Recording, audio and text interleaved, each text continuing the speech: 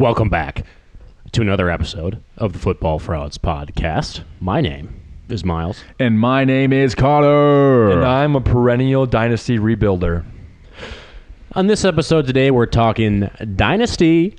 Dynasty football, for those of you that are unaware, is fantasy football, except spread across infinite timelines. You get to keep guys over the course of multiple years.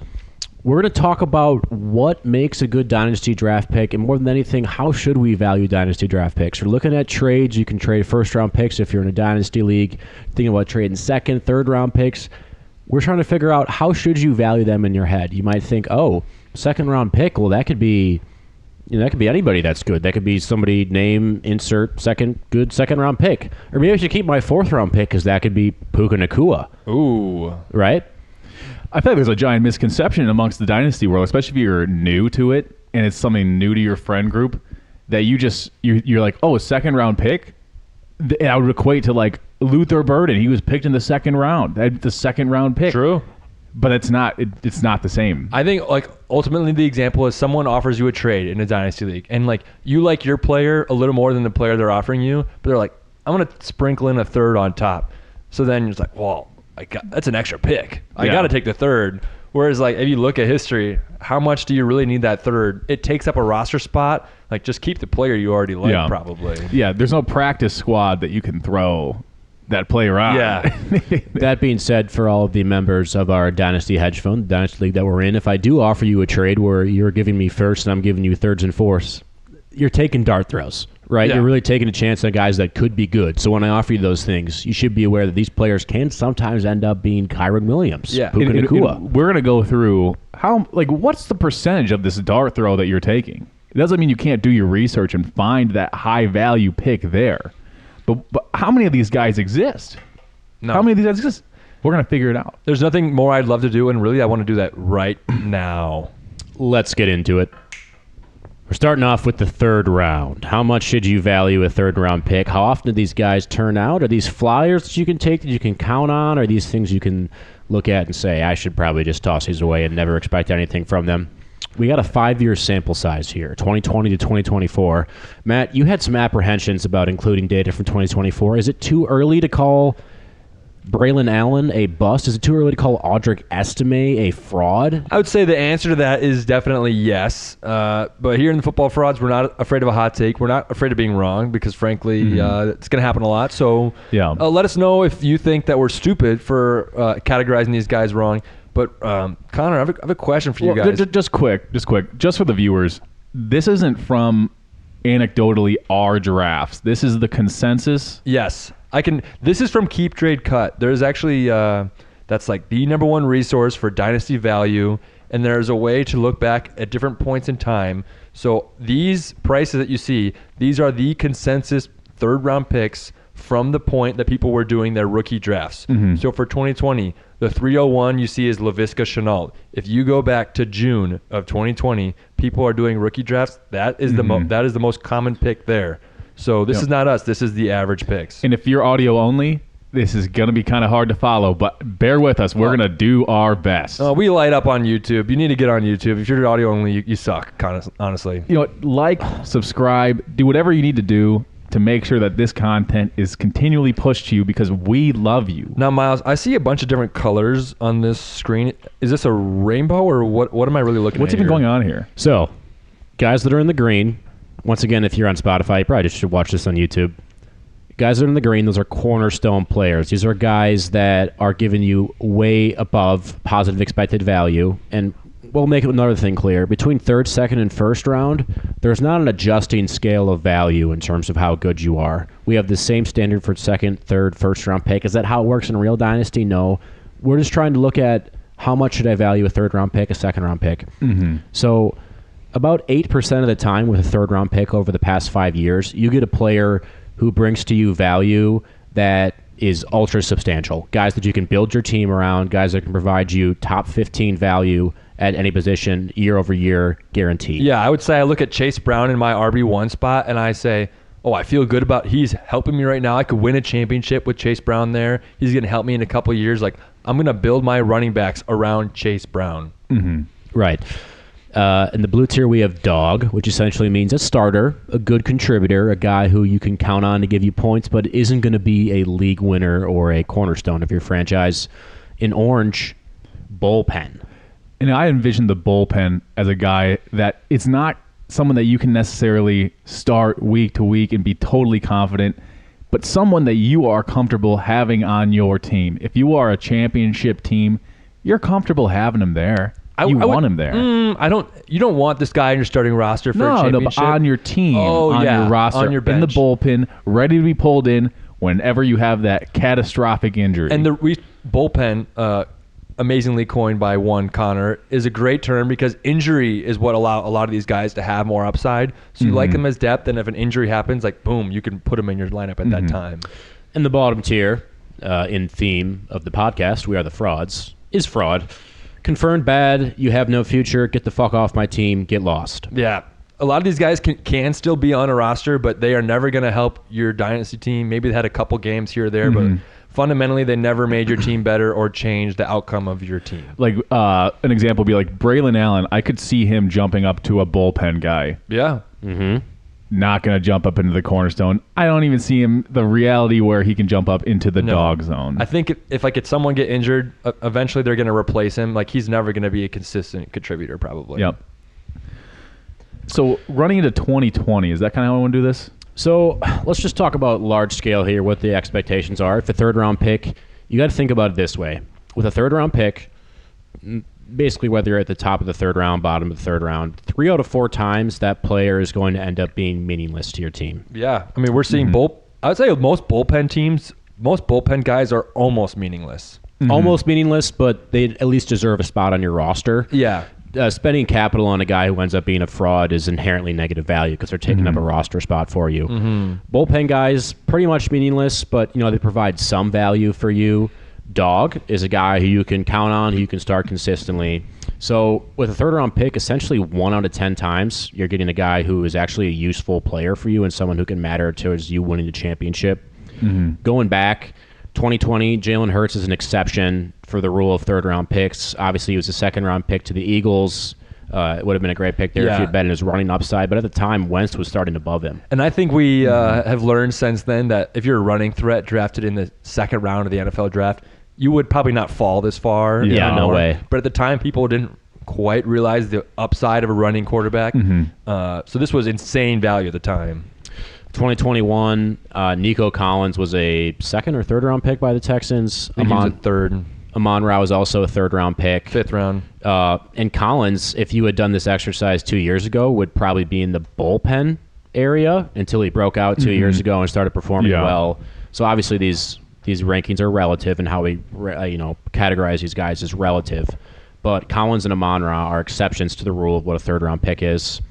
Moving forward, 2022, once again, kind of just highlighting what you're going to get with a third round pick here. Willis, I mean, throughout his career has been underwhelming, but if you were to put him categorized just as 2025, you probably has him as a dog.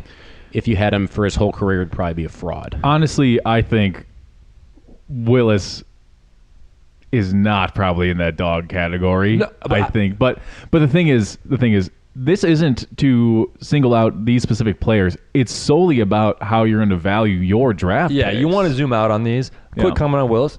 In 2 years from now, there's a chance he's a cornerstone. There's a chance he goes back to being a fraud. I mean, he still has upside, so you can't completely declare. But as a whole, it's like, what are you seeing when you look at this screen? Red and orange. Yeah, and like to Miles' point when he started the episode, it's like people will throw in these third round draft picks to just sweeten the deal. Like it means something. Like it adds a step in there.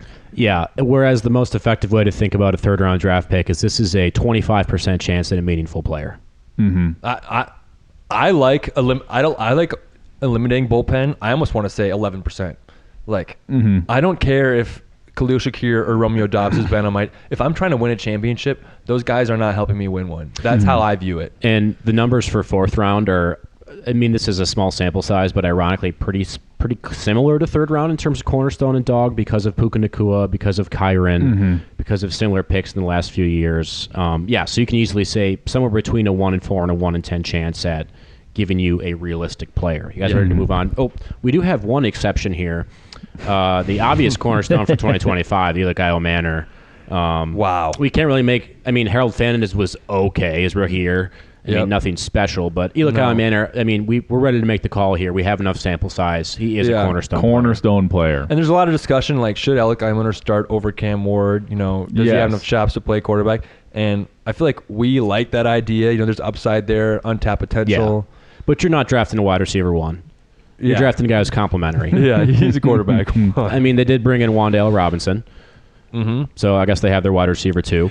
Yeah, totally. So I guess just to recap here, on this third round, again, Skyview, you have an 8% chance of finding a guy that is a crucial part to your team, that you are elated is there. But in some years, there are 0 of those players. Yeah. You don't get any. Totally. We had our Immaculate Conception Dynasty draft last spring, and I ironically traded away my third-round pick to Connor in order for the right to draft Jalen Knoll. I have the third pick in the draft this year, so essentially I traded this year's pick for the exact same pick at the slot. I think Jalen Knoll will be better than whoever the 303 is this year. It is funny, so I feel pretty good about that value. Yeah, I had the option between giving him mine or taking his, and I took his because I knew I'd do better than him. And I have the 304. Hey, and that's plus value. Yeah, that's right. Yeah, that's plus value. All right, moving on to the second round. Second rounders, definitely a very improved value proposition here. You get guys like T. Higgins, a guy who's a second rounder for the Bengals, with the top of the second round. Even though Jamar Chase was there, it turned out well. Jordan Love is one where if you had asked us in 2022 where he was, he'd definitely be bullpen closer to fraud. So that one's a little bit complicated because his value didn't pan out until 3 years after you drafted him. Totally. So it's a complicated equation there. Yeah, I think the big thing to take from the mock draft videos we do and the prospect evaluation videos we do to this is the team fit matters so much more for this. And so you can have the guys that were taken in the first round. A good example from last year was the Matthew Golden taken in the 20s, but the fit just didn't work, and so he bounced down to the second round. Do you think it's fit? I mean, like Trey McBride, when he got drafted by the Cardinals, that's not like this is an amazing fit and that's why it's going to work. I think sometimes it's just like these guys just get better and then they surprise. Yes, but also you can't ignore the fact that if, say you have a prospect that, like the T. Higgins. True. T. Higgins is taken in the first round behind Jamar Chase. Yeah. You know that there's going to be... Well, actually, Jamar Chase was a 2021. This is the same. I think Burrow is 2020, and then Jamar Chase is 2021. Anywho, yep. But you get the gist of what I'm saying. Yeah. Where it's like, if there's already someone there, you know that their ceiling's capped because it's going to be so much harder to surpass the number one guy. I just think maybe So, like, during draft season, I am guilty of this as anybody. You talk yourself into pretty much every single player. Oh, yeah. You tell yourself that their ceiling is much higher than it is, exemplified by Connor making extreme fun of me very inappropriately about my comps and how to say those are relative, but it's very easy when you take a second-round pick. Like, a prototypical second-round pick this upcoming year will be a guy like Jonah Coleman. He'll probably go at the top of the second round this upcoming year. Yep. He'll have pretty good value. Think about him highly. Think, hey, this could be my RB3 here. Yeah, he had so much production in college. Yeah, he had great production in college. You can talk yourself into Emmett Johnson in the second round. You can talk yourself into Malachi Fields from Notre Dame, who might go at the back end of the second round. As we see here, the data shows, despite the scouting reports saying they're very good players and are going to be good players, most of the time these guys just don't pan out. Here's a great example. Adonai Mitchell. He's a freak athlete out of Texas. He can route everyone up. Tested great, a lot of production. It's a great in the second round at the 206. That's great value. Right. You love him during the draft process, and you get nothing. He doesn't impact your team at all. It's also funny looking back at this 2020 and like 2021, where you're like, you think you know ball, and then you're like, who the heck is Anthony McFarland? Yeah, who was never heard of Anthony McFarland? Who is Amari Rogers? He's a wide receiver for the Packers, wasn't he? He used to be. Okay, yeah. But Keyshawn Vaughn, I know that name. Like I know some of these names, but even in the second round of dynasty drafts, Isaiah these guys Spiller. come and go so quickly. Yeah, I Who think the he fuck was is a that? running back on the Bills or the Rams. Is that CJ Spiller? Yeah. It's Oh like, yeah, know. yeah, you're right. It's just like imagine having that 202 in 2020 and being like, you know what, Denzel Mims. Yeah, He's my guy. he's gonna take me to the promised land. And then you have T. Higgins, Michael Pittman, and Brandon Ayuk back to back to Yeah, back true. right after. And both Pittman and Ayuk at one point, you'd be like, oh, this guy's about to be a cornerstone. You know, ultimately, how much do they impact your team for their whole careers? Not that much. Right. Yeah. But the thing is, if you had 2 second-round picks in 2023, when you had the A-Chain, Rashee Rice, Laporta, Tank Bigsby, Josh Downs, that you're like, oh, second-round picks, they're valuable. Let's get them. Yep. And then you have a 2021 draft where, the best case scenario, you end up with Mac Jones and Ramondre Stevenson. And that's it.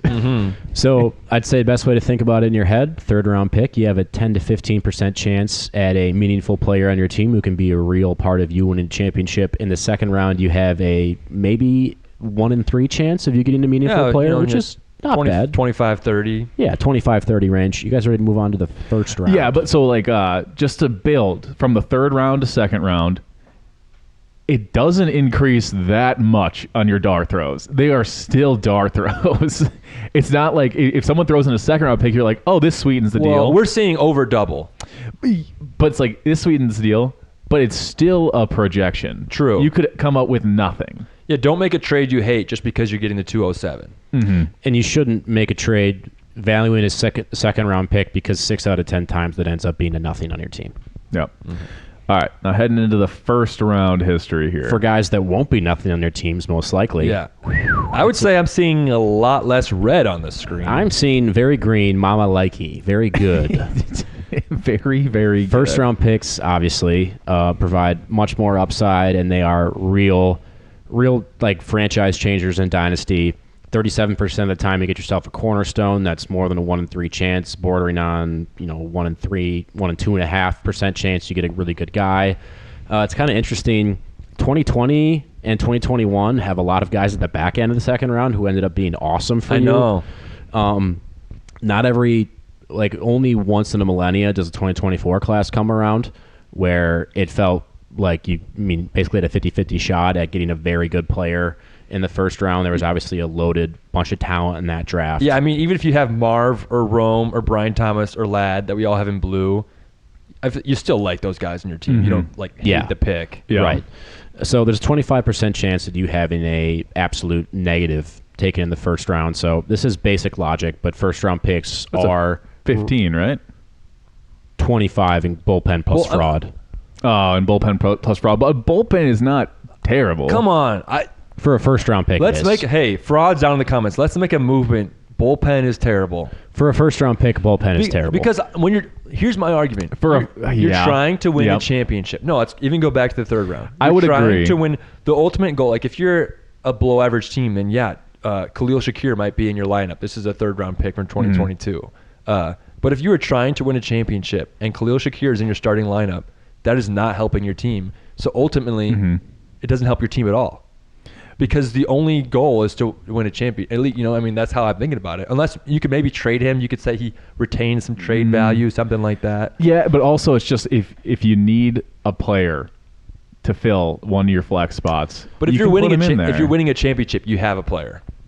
Or you could trade a future second. And this to depends fill a player. This depends on the depth of your league also. If you're in an 8-team or a 10-team dynasty league with 7 starters instead of 10 starters, obviously this varies a lot. True. The less deep your league is and the less positions you have starting. If you have a the less deeper league, meaningful bullpen Jerry is. Jeudy might help. Yeah. At times. Yeah. If you have a shallow league, Jerry Judy's not hitting your lineup. Right. Yeah, but so something that our league is going through right now is where do you value these picks? Like what is the difference between the 104 and the 109? Like what is that? Yeah. And in reality, it's not that much. It's not that much. You could have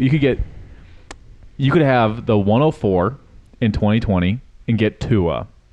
Or you could have the 110 and the 111, or the 109 and 110 and get CD and Justin Herbert. Yeah. And just it does like it's That's very true. You want to think that matters, and in reality, it doesn't matter a whole lot. It's also funny because like it's hard to convince myself that Tua went 6 spots before Justin Herbert, but this is historical keep trade cut. Like this is what it is. This is what people are saying in a crowdsourced thing. I think people just like did not like Herbert as a prospect, whereas Tua was Alabama, national championship run, won the starting role over a consistent starter. So it is funny how much things change, and obviously the Henry Ruggs versus Justin Jefferson thing is crazy. Even the 101, you think like it's destiny. Oh, well, I got the 101, so it's going to change my team. I'm going to get a guy for sure. Yeah. Maybe the most important takeaway from all of this is that despite me and Connor especially confidence that we can evaluate players and we know what talent looks like, every single draft pick is a complete dart throw. Maybe less than you'd like to think and less than your ego would like to tell you, but all this just shows that you are throwing a dart at the board and you really have no idea what's coming. So I think with my prospect evaluation for teams, I'm way more confident in it. I'm like, this guy can do this for a team, and it might not be the most fantasy relevant, but it makes me love him as a prospect.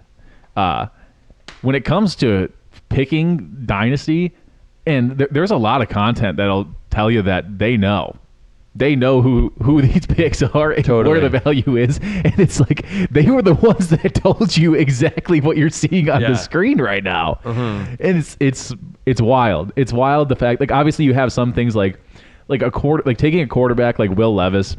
You don't love him going when you take him, but he has that upside, and so it's a boom or bust kind of situation. Or Anthony Richardson. It's this guy is the most extreme athlete we have ever seen in the NFL. Yeah. You think he's not going to be a legend? It's the 4th overall pick. All the rushing yards, this guy, you have to take him. Why would you take Bryce? I mean, I guess, honestly, Bryce Young isn't really all that helpful. Do you think they would take him at 4th overall if he was bad at football? Hey. Yeah, I mean, the same kind of thing where these insane athletes. Travis Hunter. True. Well...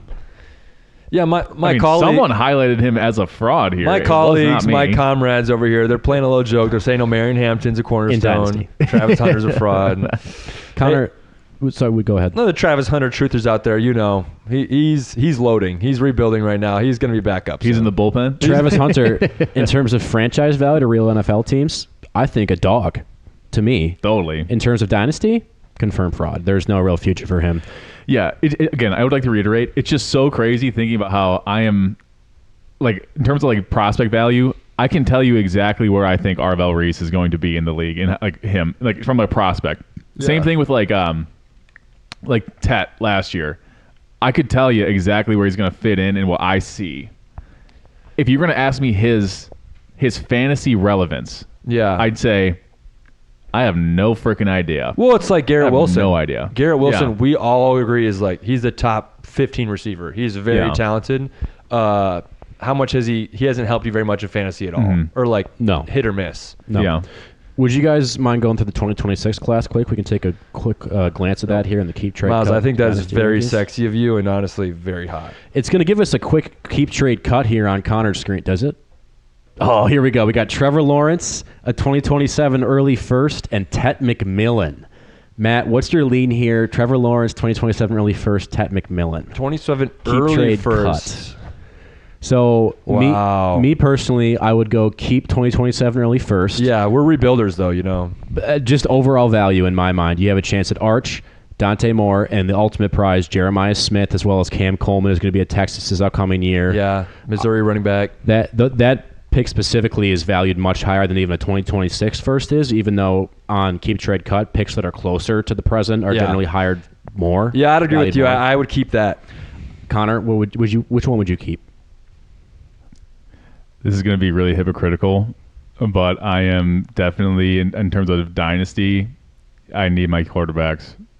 I'm not getting rid of Trevor Lawrence, and I would also not like to get rid of Teteroa McMillan. And we just proved that you don't know. You don't know. Okay, you already have Teteroa McMillan. You know that he kind of panned out. Why would you risk it for a first-round dart throw. We just did this. But like, say you're a team that's competing. I think you're better off getting that 27 early first and then trading it at draft time, and you might get more than Ted. No. Like, even you don't even have to make the pick.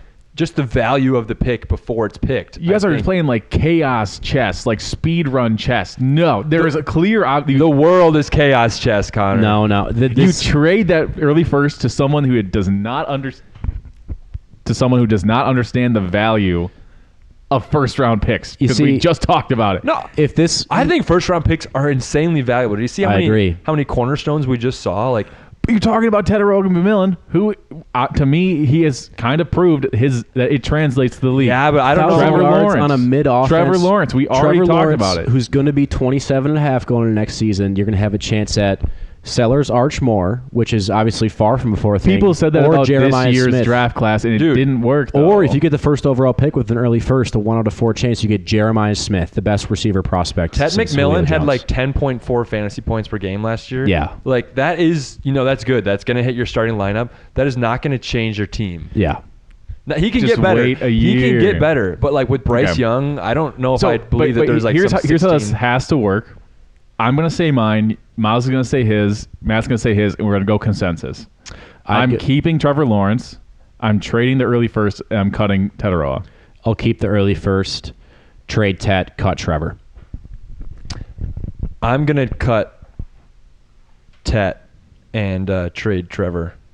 I want Trevor on my. I think he's with the decent offensive mind. We've seen what he's done. With Baker and now with Trevor in back-to-back years. I'm a Liam Cohen guy. I guess we have to keep that early first. All right. We spent enough time on the Immaculate website, keep, trade, cut. Let's get into this year's draft class. It was fun. That was a good one. So usually you get like, someone really far down. Yeah. Mason Taylor. Keyshawn Vaughn, Mason Taylor, 2027, late third.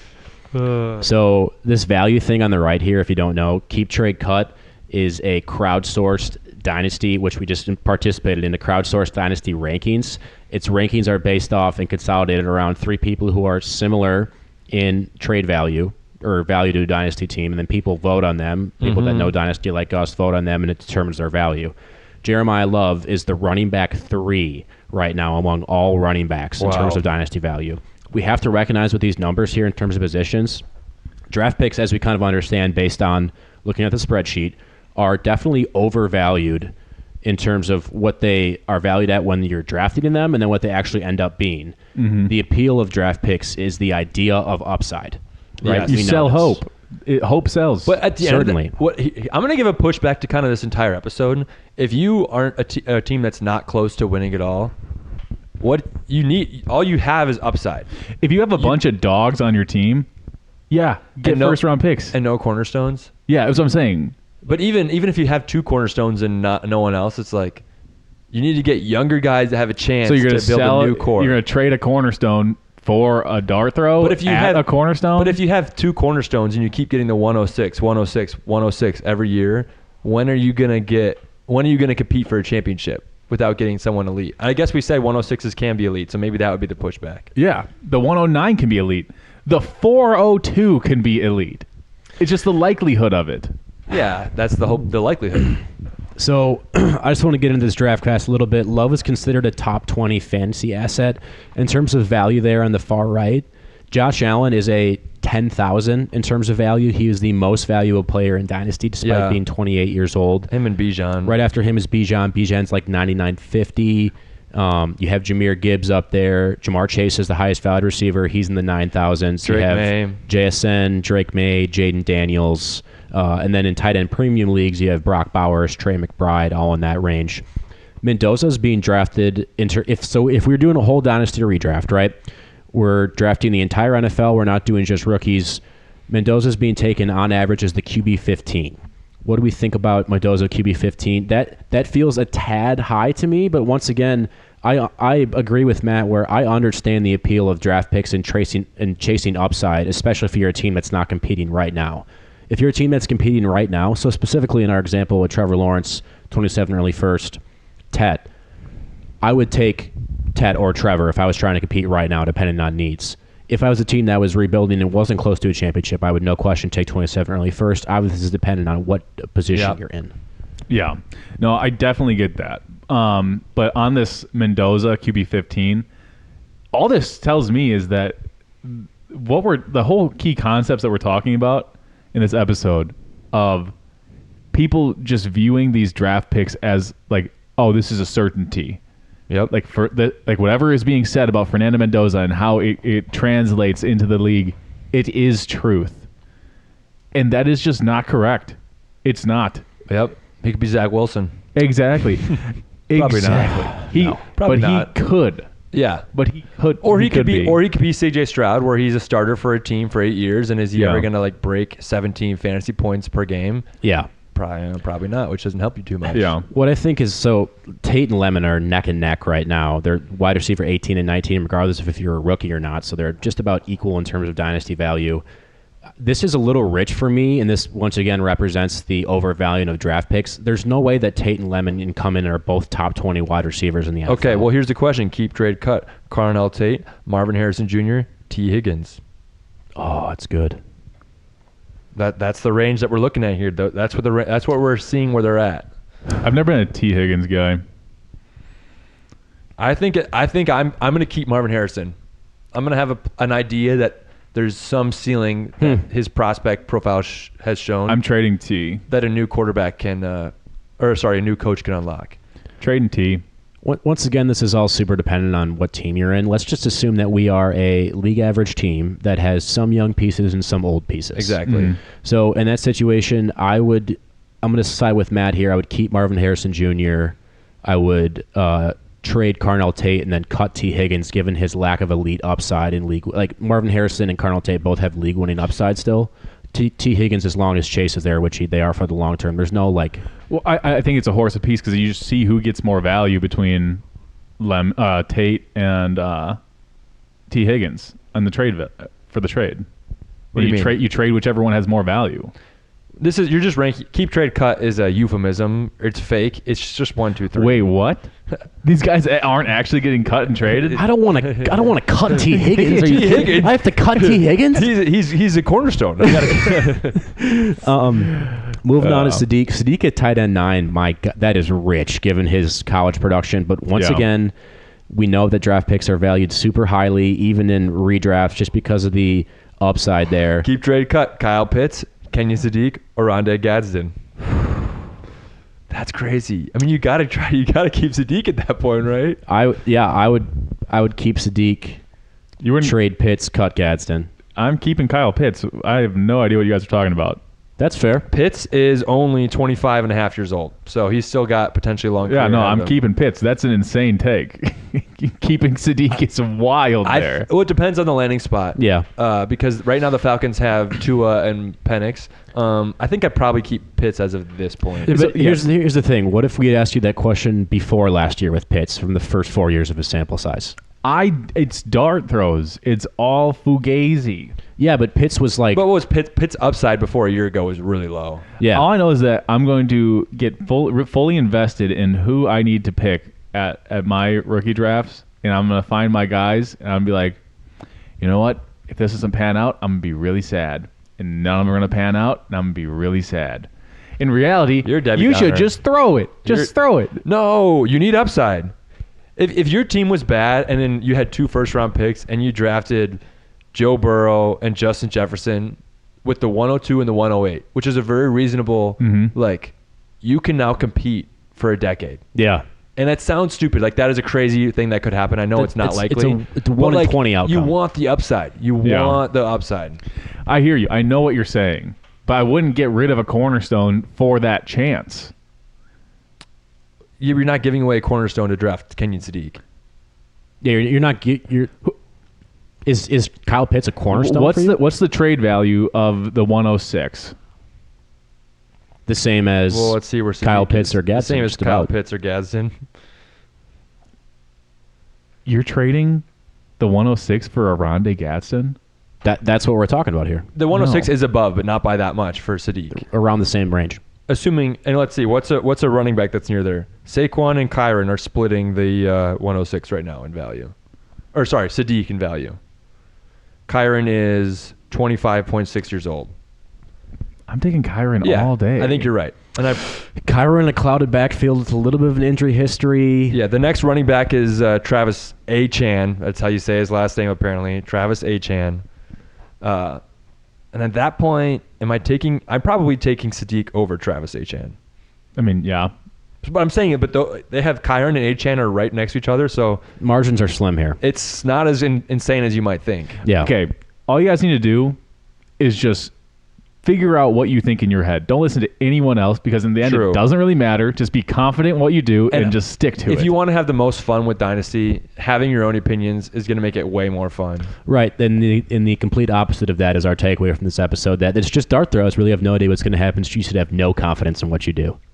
You know, but when that guy that you are just sold on and you take a risk on, he has 1 week where he scores a touchdown and has 12 points, and you can brag to all your friends that you are so right. Can we spend 2 minutes walking through the rest of the class here? Yeah, Is that cool? yeah. Tyson, Concepcion, Cooper, kind of all in the same general, or Tyson quite a bit higher than Cooper, 26 to 46. Boston around 49. Ty Simpson, QB 29, that feels about right. These later round firsts feel about right in terms of upside. Stowers, tight end 23, in terms of upside, feels fair. I'm personally a Jadarian Price guy. I like him at RB35, obviously depending on landing spot. Yeah. If he gets drafted to be someone's starter, I think he will definitely get drafted above RB35. If he gets drafted to be a secondary piece, say he goes to the Lions in the second round behind Jameer, I think RB35 feels somewhat fair. Any other thoughts here about as we scroll down through these guys? I'd like looking at all these rankings and knowing like what I disagree with. I'm Yeah. like, oh well, there's potential value there. There's potential value there. So I really like keep trade cut is the bare minimum resource to me. Like trusting it too much can be dangerous because this is like Jim Bob from Coonsville, Arkansas. That's Oh crap! I don't want to go there. Sorry, they're changing the name. I don't mean no offense, but they named it a long time ago. They need to change it, but it's not a good place there. Oh goodness. He's filling out these things, so like you can't trust it too much. So we can kind of look at this now. If you have a middle of the second round pick this upcoming season, it's going to be Emmett Johnson or Zachariah Branch. Mm-hmm. Or your guy, Nussmeier. Or I hate to call him my guy. Chambliss shouldn't be on this list. You have an end of the second round pick. You're taking Katron Allen, Malachi Fields.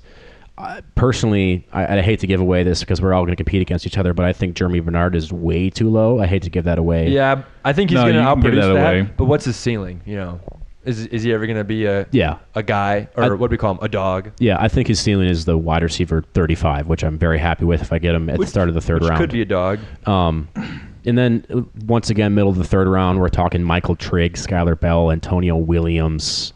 Bro, I think if I can just get Jam Miller on my team, who is Jam Miller? Who is Kevin Coleman?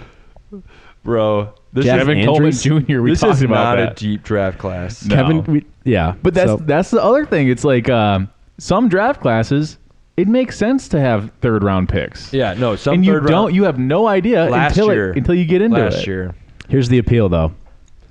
You're picking at the end of the fourth round. You can take the wide receiver 205. He goes by the name of Puka Nacua.